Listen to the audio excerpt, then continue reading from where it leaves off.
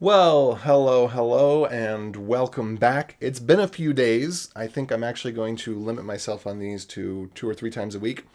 Anyway, the morning shower thought is free will. Oh, no, it's always hard to judge where it's going to land.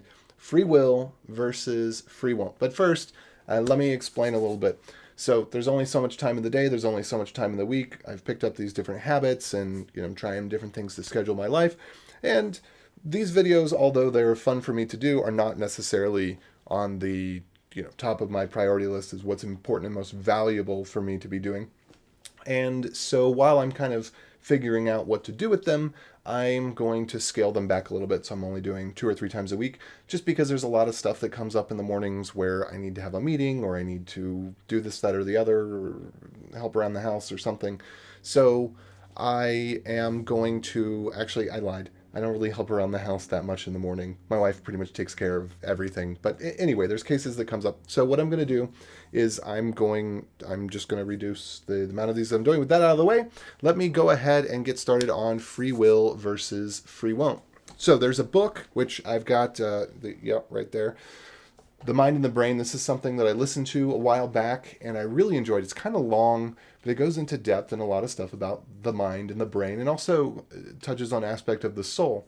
One of the pieces of research that's in that book is about the concept of where do our choices come from? Where do they originate from? And essentially what the author finds is that our choices are determined in large part by our environment. The environment that we're in causes stimulus, and the stimulus happens in the brain, and then most of the time we choose to act on the stimulus, or maybe not most, but much of the time we choose to act on the stimulus.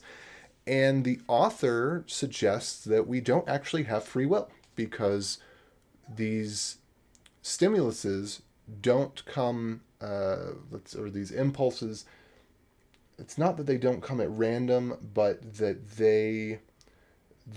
they're preceded. The impulse can be measured before the person has the thought or the choice. So they can I don't remember exactly how it works, but there's hooked up to the lab equipment that can reliably determine if someone is having an impulse to do something. And so people don't come up with impulses. Impulses happen as a result of the mind and the brain and the environment. However, the thing that cannot be explained or predicted is whether or not someone chooses to act on the impulse that they have. And so thus he poses that we don't have free will, but we have free won't. Now, why is this a health, wealth, commitment tip? Well, by the way, I didn't do the intro. I'm AJ O'Neill, and I teach you how to win at life from the bias of my own experience. And this is the Health, Wealth, Commitment channel thingamabob. So the reason that I've got this here is that we all face temptation in life, and the temptation in large part, according to this science, which science is wrong all the time and gets revised all the time, but according to this, it is basically stimulus and impulses that come from the environment that we're in. And we, according to his research, we have a limited amount of free won't at any given time. Our free won't basically has to recharge. So it is our ability to say no. It is our ability to say no to an impulse or a situation. And we have a limited amount of that. So if you are constantly in a position where you have the strong urge to punch someone in the face, even though you're a good person, you know you shouldn't do this, if you are exposed to that urge over and over and over and over again, eventually you will do it. So if you're put in conflict situations with this person over and over and over again, eventually you're going to punch them in the face if that impulse is coming into you. Because according to the science, we follow the science, right? According to the science, you will run out of impulse control. So if you put yourself in situations, if you have a temptation, this is where you actually have the desire to do something. You feel the impulse inside of you. Because there's lots of things where somebody might encourage you to do something and you could say no because over and over again and indefinitely because you don't actually have any desire. There's no impulse inside of you to consider that or to do that. But if you're in a situation where you're experiencing an impulse to do something, you will only be able to say no to that impulse so many times. And eventually your no will run out and then you will do that thing.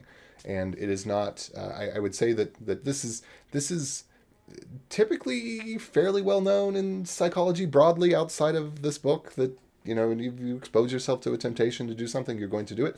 So the best way to keep your commitments to yourself and to others when it regards to things that you won't do is to keep yourself out of that situation, not to. So I give an example. This is a story that I have heard. I think I heard it at church a couple of times over the years. But there are three merchants, and they have to go through this mountain pass, and a tradesman, I guess the tradesman, merchant, whatever. Somebody's trying to buy some wares or get some wares shipped, and he says, "Okay, out of the three of you, which one should I pick?" And the first one says, "Well, you should pick me because I can get within a foot of the ledge of the mountain, the mountain ledge when I go through the pass, and I've never lost any wares. My cart's always stayed on the horse." And the next one says, "No, you should pick me because I can get all the way up to where my wheel is actually on the ledge, and I've never lost any wares."